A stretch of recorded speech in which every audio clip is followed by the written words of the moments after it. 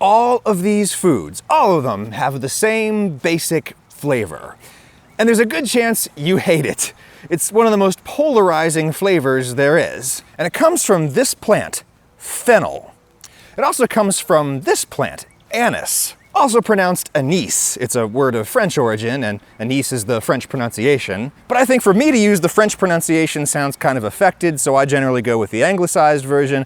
Problem with the anglicized version is that anise kind of sounds like, well, you know, so it's really a lose-lose situation for me. But lest anyone think I'm just being weird, know that I'm not the only person who says anise. Anyway, fennel does have the flavor in question, so does anise. So does star anise, which is a totally different plant from a totally different part of the world. Then there's the one you've definitely heard of, licorice, which is a real plant, not just a candy. If you extract the flavor from its roots and mix it with sugar and a binding agent like starch, maybe coat it in wax to make it shiny, you get licorice candy, which is not my favorite thing. Oh. I like fennel though, probably because the flavor in question is significantly less concentrated in fennel. What is the flavor in question? Anethol, the primary aromatic compound in anise and fennel and star anise and licorice, anethol. If you say you don't like licorice flavor, but really you don't like the flavor of any of these things, well, the true name of thine enemy is anethol. And even if you don't like anethol, it's still an interesting thing to learn about, if only to understand what is happening inside this most notorious of alcoholic beverages, the green fairy. We'll get back to her. Anyway, like most of the oily aromatic compounds we know from food and drink, anethol is a terpene, or terpenoid, because it has oxygen. The botany crowd calls anethol a secondary metabolite of plants. Secondary metabolite being things that organisms make that are not essential for basic life functions. What function does anethol play? Nobody really knows, and it probably depends on the plant in question, but certainly anethol has been shown to have some pretty powerful antimicrobial properties, so maybe it plays a protective role inside plants like fennel. Ancient Mediterranean peoples used fennel as a medicine every bit as much as they used it for food. And yes, this bronze fennel plant in my garden is nearly as tall as me. Crazy. You're probably more familiar with Florence fennel, the one that grows these big delicious bulbs. But all fennel has celery-like stalks that are really fibrous and unpleasant, in my opinion.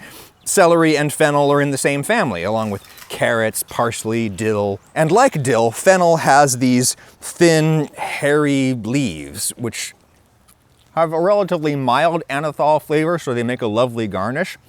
Hey, fun fact, the Greek word for fennel is marathon. Marathon was a field filled with wild fennel. That's why they called the village and the battle they had there the Battle of Marathon. And because a Greek herald ran approximately 40 kilometers from that field to Athens to announce victory over the Persians, people now run a race of similar length called a marathon. You're literally running a fennel. Hope you like sausage. The flowers here will eventually produce teeny tiny little fruits that we dry and call seeds. Even though they're not seeds, they're the whole fruit. And dried fennel fruits, which of course include the seeds at their core, are the classic flavoring in sweet Italian sausage. I love fennel seeds. Almost as deliciously aromatic as Native Deodorant, the sponsor of this video.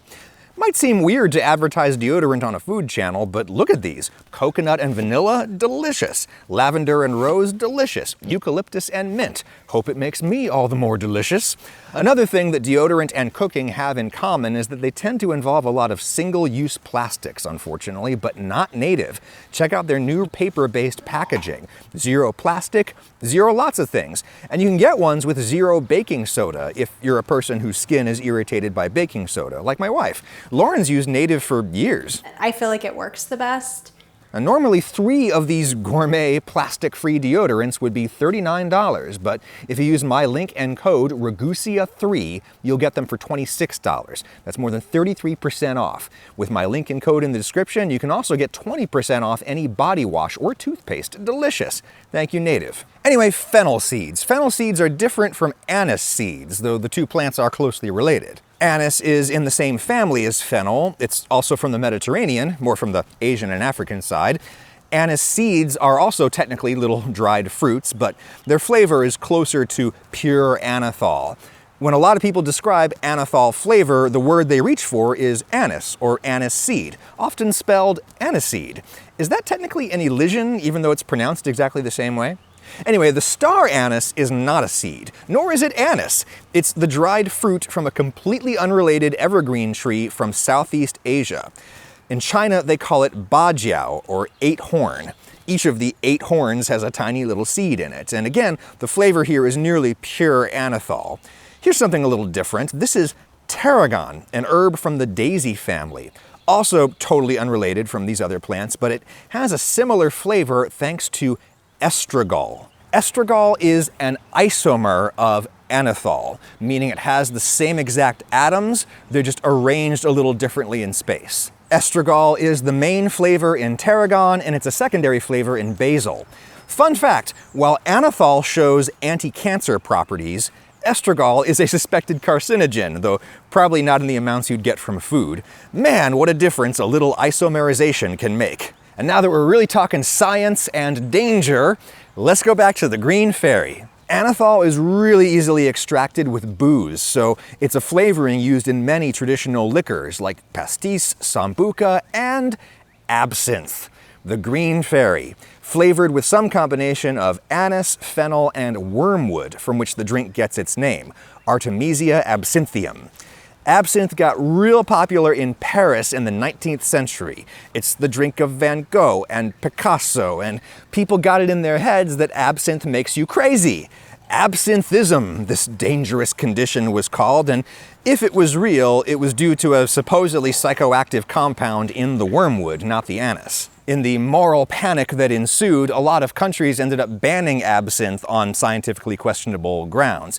It wasn't only re-legalized here in the United States until 2007, and scientists who have subsequently looked at it think that probably there was never enough wormwood in absinthe to give you actual hallucinations. Any extreme behavior you could reasonably associate with absinthe was probably due to its very high alcohol content. You're not supposed to take it neat. You're supposed to grab one of these ornate little absinthe spoons, you lay on a sugar cube, and then slowly drizzle cold water over top. This looks real sexy. It dissolves a little sugar in there to balance the anise flavor, and it dilutes the alcohol to something a little more sane. And if you keep watching closely, you're gonna see something amazing called the OUZO effect. Ouzo is an anise-flavored liquor from Greece that also does this same thing. The more water we pour into this, the cloudier it gets. This is the total opposite of our experience in normal everyday life, right? Generally, when you add water to something, you make it less cloudy, less opaque. With absinthe and ouzo and some similar things, it's the opposite. And the reason is anethol. Anethol is highly soluble in booze, but it's not really soluble in water.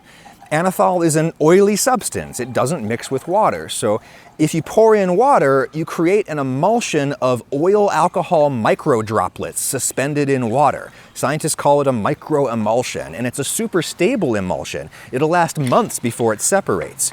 Check out the slick of anethol I have on the top of this. Some of it has not gotten dispersed in the water yet. If I stir it up, yeah, there it goes. If you want to get some absinthe and try this at home, just know that it takes a fair bit of water, and the water has to be cold. It's temperature dependent. Here I am doing the same thing with warm water, and you can see the distinct phases kind of slinking around each other a little bit in there. It's darn pretty, but it's not the ouzo effect. The drink remains basically clear.